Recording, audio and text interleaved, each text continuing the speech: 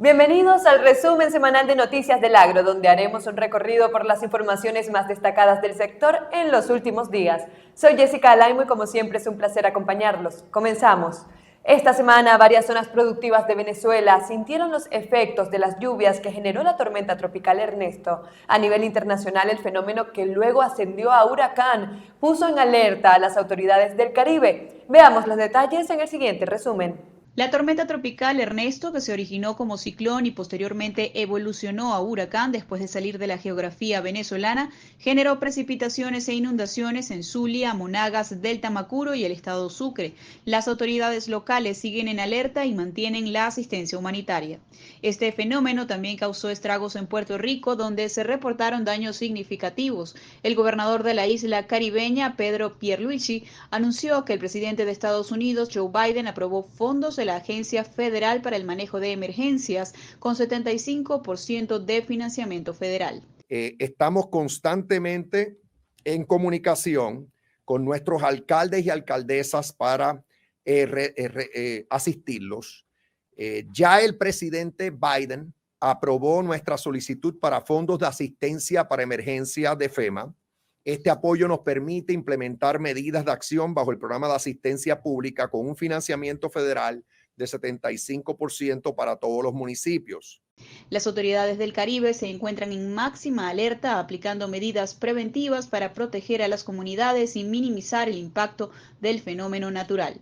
Aunque este fenómeno no es una amenaza directa para Estados Unidos, traerá condiciones peligrosas de playa a toda la costa este en los próximos días, según indicaron las autoridades de la nación norteamericana.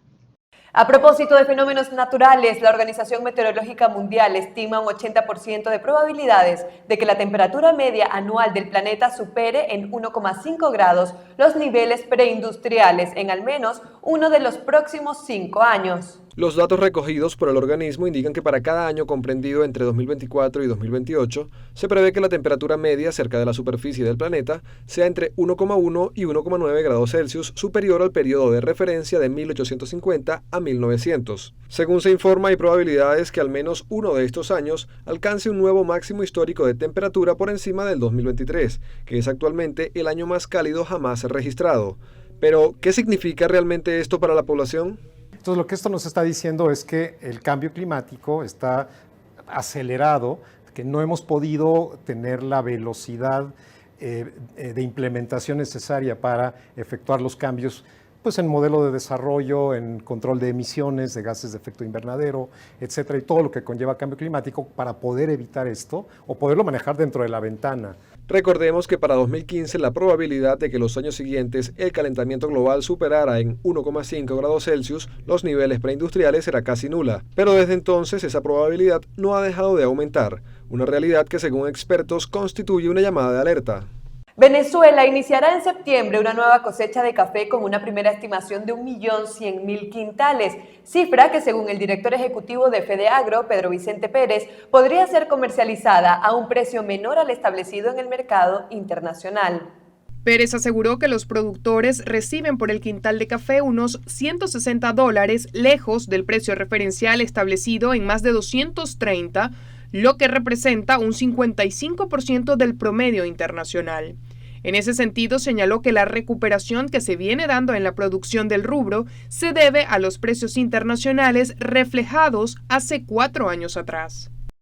El gran problema con este tema de los precios es que no hay un mecanismo de precio transparente, no hay un mecanismo de mercado, no hay una fórmula establecida en la práctica para formular esos precios. El gobierno hizo un esfuerzo, que tengo que reconocerlo, el año pasado, donde creó a través de una gaceta cuál era el mecanismo de formulación de precios y era el precio internacional.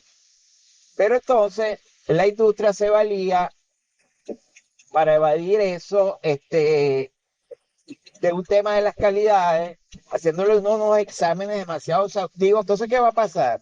Que ese crecimiento que estábamos hablando se va a estancar por un tema comercial. El directivo de FedeAgro destacó que la difícil situación económica del país obliga a los productores a vender su café al primer postor.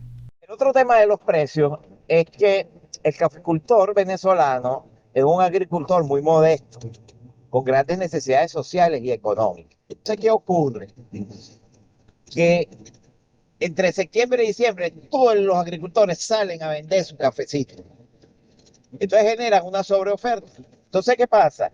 Hay una acumulación de inventario en esos meses tan grande que la gente, el que tiene plata, se aprovecha y le compra muy barato al caficultor.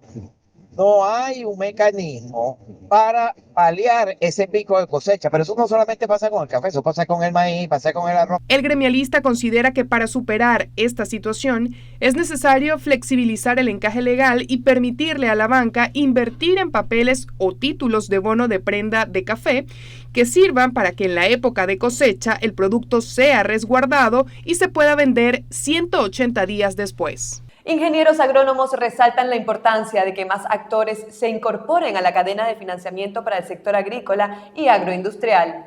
Una cartera bastante reducida, entendiendo hoy lo que es el financiamiento de la banca pública, y hay otros instrumentos como lo que bien comentas de Previén o otros fondos de otras casas de bolsa que son posibles que el productor agrícola acceda para diversos tipos de financiamiento, aunque van más orientados hacia la agroindustria actualmente que hacia el productor primario, ¿no? Pero la intención que tenemos desde la Sociedad Venezolana de Ingenieros Agrónomos es generar información para que ocurra y para que se incorporen más actores a la cadena de financiamiento en el sector agrícola y agroindustrial, ¿no? A todo el sector agroindustrial. El especialista sostiene que para esto es prioritario que los agricultores accedan a la información oportuna y detallada que les permitan hacer planes de inversión a mediano y largo plazo.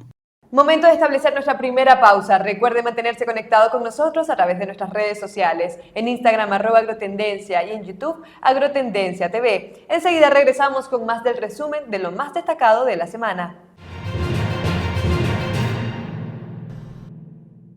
Estamos de vuelta en nuestro resumen semanal de Noticias del Agro y en esta parte revisamos las informaciones que se generaron en las regiones de nuestro país en los últimos días. Autoridades gubernamentales se reunieron con representantes del sector productivo del maíz para discutir los requerimientos logísticos y financieros que se necesitan para la cosecha de este año. En el encuentro, que tuvo como protagonistas a productores de los estados Guárico, Portuguesa, Yaracuy, Bolívar, Barinas y Monagas, se abordaron diversas opciones para desarrollar mecanismos de financiamiento que sirvan de apoyo para el pequeño y mediano agricultor. En ese sentido, el ministro de Agricultura y Tierras, Wilmar Castro Soteldo, señaló que focalizarán la gestión pública en los entes de mayor contacto con los campesinos, como el INTI, la Fundación UTISEX para la Formación y el Desarrollo del Conocimiento, el FONDAS y el Banco Agrícola de Venezuela. Además, anunciaron que se busca impulsar la producción de semillas biológicas con altos rendimientos, por lo que trabajarán con el Instituto Nacional de Salud Agrícola Integral, INSAI, el Instituto Nacional de Investigaciones Agrícolas, INIA, y la empresa de semillas híbridas de Venezuela, CEIBECA.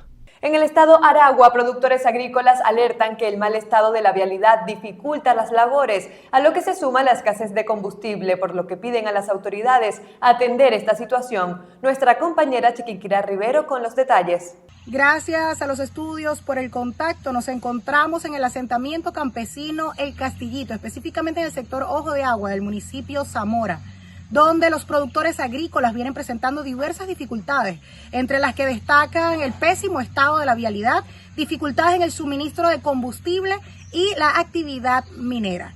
Esta zona productiva del municipio Zamora, pero que comparte fronteras con los municipios José Ángel Lamas y Libertador, en su momento llegó a convertirse en un gran motor productivo para la región.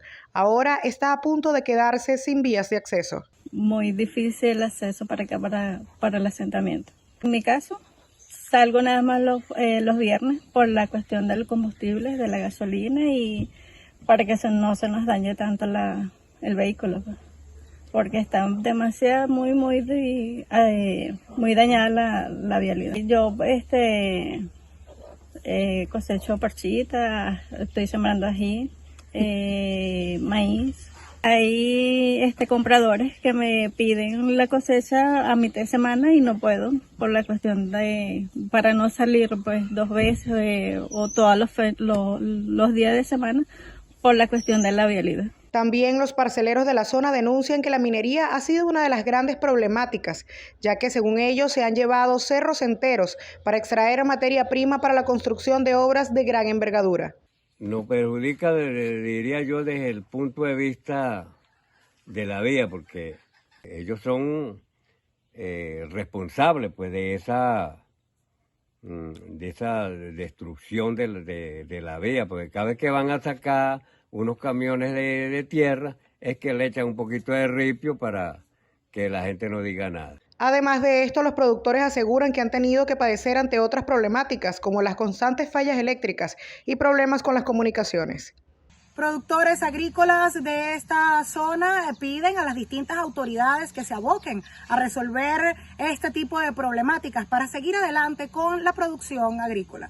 Desde el estado de Aragua reportó para Noticias del Agro, Chiquinquirá Rivero. Y ahora nos vamos al occidente venezolano. En el estado Zulia, pescadores artesanales aseguran que su producción se encuentra afectada por el regreso de verdín y derrames petroleros que se evidencian en las riberas del lago. Veamos. Alrededor de 350 pescadores de la parroquia El Baco, en el municipio San Francisco de la entidad zuliana del occidente de Venezuela, se encuentran afectados. Alegan que su faena se ve interrumpida como consecuencia del verdín y los constantes derrames petroleros en el lago de Maracaibo. Manifestaron que un olor pestilente e inaguantable emana de las riberas, alterando su cotidianidad. A partir del petróleo está llegando también lo que llaman el verdín y nos está afectando. La pudrición aquí, en el momento que calienta el sol, eso de las 12, 1 de la tarde, que el sol está más caliente, es imposible vivir aquí en la orilla de la playa, no ha quedado gente. Para tirar las lanchas al agua tenemos que ponerle camiones para que jalen las lanchas para arriba porque es imposible varar. Los pescadores no pueden pescar porque ve cómo están las orillas. Se han afectado los chinchorros, mandingas, charlanas, motores. Muchas madres de familia que no podemos procesar camarón porque si no pescan, ¿cómo procesamos? Expresaron que comprar sus alimentos se les dificulta al no contar con la producción de pesca diaria. Instaron a las autoridades a continuar las labores de limpieza. Asimismo, dijeron estar dispuestos a contribuir con el saneamiento de las orillas mientras puedan volver a su actividad en el estuario.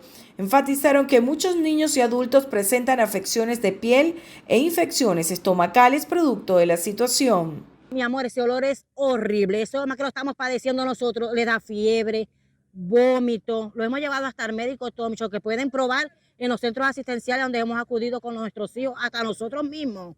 Mi esposo te carga una picazón, se dice que es una sarna, pero eso es el suciero de cuando él se tira a sacar la embarcación.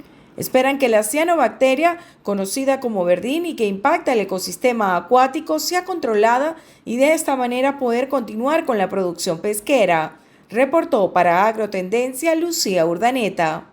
Autoridades del estado Guárico anunciaron la puesta en marcha de 15 núcleos avícolas para impulsar la productividad del rubro en la entidad. Veamos más detalles. Según la gobernación de la entidad, en cada unidad de producción se crían más de 37.500 aves por galpón, lo que permitirá obtener más de 500.000 pollos para abastecer el mercado. Por su parte, el director del INSAI en el estado, Simón Torrealba, señaló que estas nuevas granjas convierten al estado Guárico en uno de los principales productores del rubro en el país. Esto es una granja que se integra al sistema de producción avícola en el estado Guárico, el cual convierte al estado Guárico en el segundo productor avícola del país, teniendo una población de pollos de engorde de más de 10 millones y de gallinas ponedoras de más de 2.600.000 gallinas ponedoras actualmente. Asimismo, detalló que las 37 unidades de producción en la entidad trabajan en cada una de las etapas del manejo de aves: levante, pollo de engorde, gallinas ponedoras e incubación.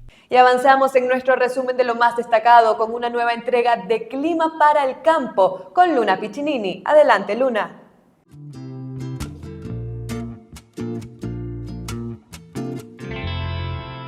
Gracias, Jessica. Feliz fin de semana. Productores, comenzamos con Clima para el Campo. Para esta tarde se prevén lloviznas dispersas, como lo podemos observar en el satélite, en un color azul en toda la región andina, la región centro-occidental, el estado Apure, Guárico y todo el sur de Venezuela. Se espera un acumulado en lluvias de 30 milímetros en el estado Guárico. Para el día domingo, en horas de la mañana, podemos ver en el satélite que se estiman pequeñas lloviznas con un color azul claro en el estado Táchira, Apure, Guárico y el estado Bolívar. El resto del territorio, como lo podemos observar, se prevé bastante despejado.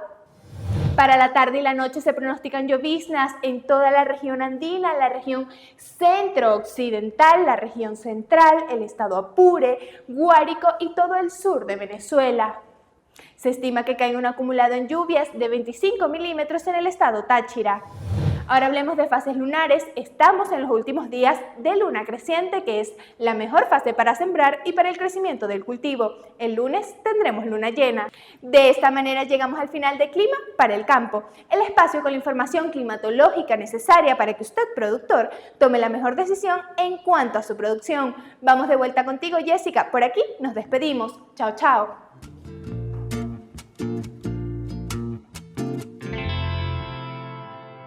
Gracias, Luna, y de esta forma nos vamos a una nueva pausa en nuestro resumen semanal de Noticias del Agro. Al regreso, las informaciones internacionales más destacadas de los últimos días. Ya volvemos.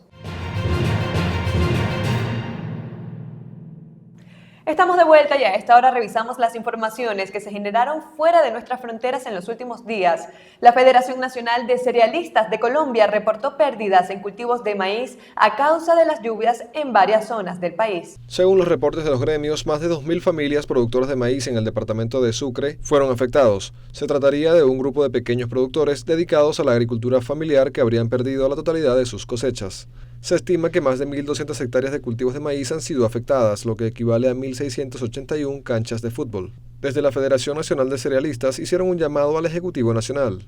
Hacemos un llamado al Ministerio de Agricultura y Desarrollo Rural, al Gobierno Nacional, para que ponga sus ojos sobre estos pequeños productores de agricultura familiar y comunitaria. Por su parte, los productores afectados dieron testimonio de algunas de las pérdidas que sufrieron. Estamos afectados alrededor de 1.200 personas que somos agricultores, que somos dueños de hogares, y en la zona afectada está por ahí en 1.200 hectáreas de maíz. Desde el máximo ente de cerealistas informaron que la devastación causada por las inundaciones impacta a la economía local y pone en riesgo la seguridad alimentaria de la región. En el mes de julio se presentaron disminuciones de más del 10% en las cotizaciones de una gran variedad de frutas frescas en Colombia, mientras las hortalizas y los tubérculos continuaron al alza. Esto según reportes del Sistema de Información de Precios y Abastecimiento en Colombia. El último informe del ente reporta que hay alzas sobre 10% en algunas de las hortalizas que mayor peso tienen en la canasta de consumo de los hogares colombianos, tales como la zanahoria, la cebolla, los tomates y papas negras, que acumulan más de 3 meses de incrementos sostenidos en sus precios. Del mismo modo se encarecieron el ñame y todas las variedades de yuca. Entre tanto, productos como la carne de res y de cerdo, granos y cereales, quesos artesanales, al igual que los huevos, exhibieron mejores precios para los consumidores. Desde el CIPSA reportan que los movimientos en los precios de los alimentos siguen asociados en gran medida a los movimientos de los ciclos en los cultivos y en algunos casos a condiciones climáticas adversas. A pesar de que los precios de importantes productos bajaron en algunas semanas reportadas, finalmente se vieron afectados por las alzas registradas en el acumulado del mes. Las fuertes heladas registradas en las zonas caficultoras de Brasil ocasionaron que el precio internacional del café registrara uno de los mayores aumentos en lo que va de año. Tras el fenómeno climático que afectó a los cafetales en el gigante sudamericano, la cotización internacional del café aumentó un 7%, un movimiento considerado inusual por los operadores del mercado. Si bien esta complicación climática aún no ha destruido cultivos, la amenaza de una afectación a gran escala ya está presente en los mercados. Esta calamidad climática se suma a la sequía registrada hace pocos meses. Brasil produce el 35% de todo el café del mundo. Los analistas del mercado tienen presente que si registran problemas en la cosecha de café, el suministro mundial del grano podría presentar déficit. En cuanto a la modalidad robusta, Brasil produce el 40% del volumen mundial. De acuerdo con la firma financiera Bolcafé, el gigante sudamericano ha visto cómo su producción tuvo su mayor caída en 13 años por las escasas precipitaciones. Hasta ahora se tiene previsto que una masa de aire se pose sobre el sur del país, provocando un descenso muy fuerte de las temperaturas, con heladas en diversas ciudades, muchas de ellas cafeteras, con fenómenos como nevadas. El Ministerio de Salud de Costa Rica informó que hasta el momento se han reportado 25 casos de gusano barrenador en humanos. El reporte de las autoridades costarricenses especifica que hasta ahora se contabilizan al menos 2 muertos. Asimismo, sostienen que el 72% de los casos corresponde a hombres y 28% a mujeres. Costa Rica detectó la presencia del gusano barrenador en julio de 2023 en vacunos. Sin embargo, el 26 de febrero pasado reportó el primer caso en humanos, en un hombre residente en el Pacífico Sur. Desde que se detectó el gusano barrenador durante el año 2023, el SENASA ha hecho énfasis en las recomendaciones de salud animal. Esta enfermedad es fácilmente identificable. Se van a ver lesiones tipo llagas y si se observa con detenimiento va a ver las larvas de los gusanos ahí en las heridas. Cuando se observe este tipo de situación en los animales, hay que inmediatamente someter a tratamiento, curar esa gusanera con productos larvicidas o matagusanos. También hay que ponerle atención y estar observando a los animales. En el caso de los animales, el gobierno declaró emergencia sanitaria el pasado febrero por la detección de al menos 203 casos de gusano barrenador en el ganado, caballos, cerdos, ovejas y perros. Autoridades de salud de Estados Unidos reportaron en el estado de Michigan un caso humano de influenza AH3N2B. Veamos. La información fue suministrada por el Departamento de Salud y Servicios Humanos de Michigan. Este establecimiento indicó que el subtipo de la influenza reportada es diferente a la altamente patógena H5N1 que ha afectado recientemente a granjas lecheras y avícolas. La influenza AH3N2B suele asociarse con cerdos o porcinos, aunque la fuente de exposición de la persona afectada aún se está investigando. Las autoridades consideran el caso como aislado. Sin embargo, recomendaron a los residentes del estado estar atentos a los síntomas similares a los de gripe, fiebre, síntomas respiratorios como tos y secreción nasal, así como dolores corporales. Los especialistas advierten que en caso de presentar uno de esos síntomas, se haga una prueba de influenza y de COVID-19. Asimismo, recomiendan que cualquier persona que esté en alto riesgo de sufrir complicaciones graves a causa de la gripe y que planee asistir a una feria, debe evitar el contacto con cerdos y granjas porcinas. La Secretaría de Relaciones Exteriores y de Cooperación Internacional de Honduras informó que suscribió un acuerdo de cosecha temprana de camarones con China. Veamos de qué se trata este acuerdo. El convenio suscrito entre Honduras y China permite al país centroamericano exportar camarón y otros productos a la nación asiática libres de aranceles, a la espera de la firma del Tratado de Libre Comercio. Entonces, mientras no se firme el TLC, los exportadores hondureños, una vez aprobado esto en el Congreso, y por eso es que es muy importante que se apruebe en el Congreso a la brevedad, pueden exportar su camarón a China libre de arancel. Obviamente tiene que aprobarse primero en el Congreso, ya el presidente Redondo está muy interesado y nos está dando mucho apoyo para que eso se apruebe a la brevedad. Actualmente los primeros 2 contenedores de camarón hondureño ya están en camino a China, convirtiéndose en el primer envío en beneficiarse de la exención arancelaria establecida por el acuerdo de cosecha temprana. Este y otros acuerdos son posibles entre ambos países luego que Honduras estableciera relaciones diplomáticas con la República Popular China. Ahora la nación centroamericana buscará la admisión de otros productos clave como melón, tabaco, banano, cacao, entre otros. Y así llegamos al final del resumen de lo más destacado de Noticias del Agro. No olviden que también en nuestro canal de YouTube Agrotendencia TV pueden encontrar todas las emisiones de nuestro noticiero. Igualmente, en Instagram las informaciones nunca se detienen. Nos encuentran como @agrotendencia. Gracias por acompañarnos. Será hasta la próxima.